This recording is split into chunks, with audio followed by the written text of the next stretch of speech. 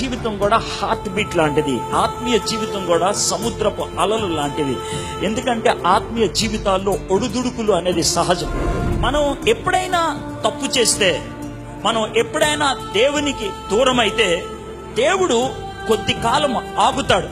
మనం రెక్టిఫై చేసుకుంటామేమో అని, మళ్ళీ వెనక్కి తిరిగి వస్తామేమో అని దేవుడు పలు విధాలుగా మనకి చెప్పడానికి ప్రయత్నం చేస్తాడు.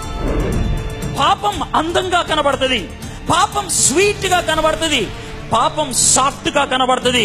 పాపంకు ఉన్నటువంటి 3 డేంజరస్ క్యారెక్టర్స్ ఏంటి తెలుసా?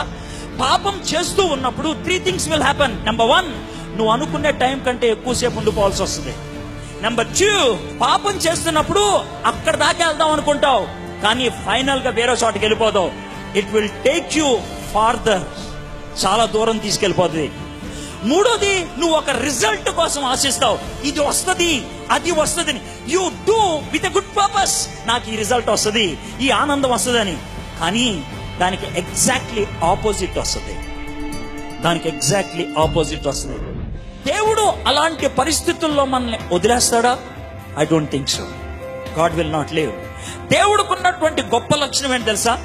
మనము ఒకవేళ స్పందన లేకుండా చచ్చి పడిపోయినా ఆ పరిస్థితుల్లో కూడా దేవుడు మనల్ని ఏదో విధంగా తాకాలి అని అనుకుంటాడు. When you are in your mother's womb, God protected you. You know, before you were born, God had a plan for you. God makes every person with a purpose. దేవుడు ప్రతి వ్యక్తిని ఒక ఉద్దేశంతో తయారు చేస్తాడు. You have a purpose in God's plan. దేవుని యొక్క ప్రణాళికలో నీకంటూ ఒక ఉద్దేశం ఉంది. When will you know the purpose for which you are made? దేవుడు నిన్ను ఎందుకు సృష్టించాడు నీకు ఎప్పుడు తెలుస్తుంది? When you spend time with God. దేవుడు నీతో మాట్లాడాలని ఆశతో ఎదురు చూస్తే దేవుడు నీతో మాట్లాడతాడు. దేవుడు నీతో మాట్లాడితే నీ బతుకు ఎందుకుందో అర్థమవుతుంది. దేవుడు నీతో మాట్లాడితే నీ జీవితం బాగుపడేది ఎలాగో అర్థమవుతుంది.